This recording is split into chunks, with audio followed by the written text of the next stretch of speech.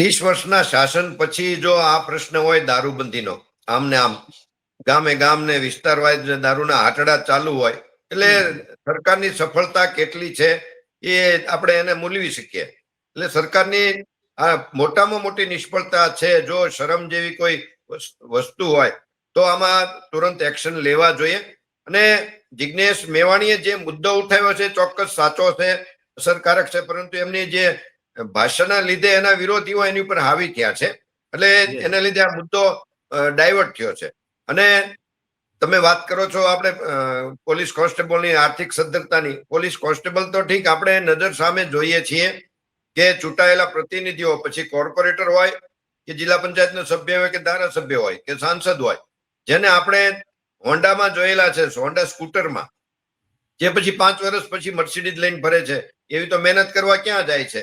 પરંતુ આપણી જ્ઞાતિનો છે, આપણી નાતનો છે, એટલે કઈ વાંધો નહીં. જેને લીધે એ આપણને જ નુકસાન કરે છે, સિસ્ટમને નુકસાન કરે છે. છતાં એને આપણે વારંવાર હજી ચૂંટાઈને પાછા મોકલીએ છીએ આપણે. એટલે નૈતિકતા તો બધે જ અત્યારે ભૂલાઈ ગઈ છે, વિસરાઈ ગઈ છે. એ તો મતદાર પોતે જ જો જાગૃત થાય, જ્ઞાતિના ધોરણથી ઉપર આવે અને મતદાન કરે, તો એ આપણે ભવિષ્યમાં આવનારા સમયમાં સુધરે. બાકી તો એનો કોઈ સીધો રસ્તો હજી દેખાતો નથી.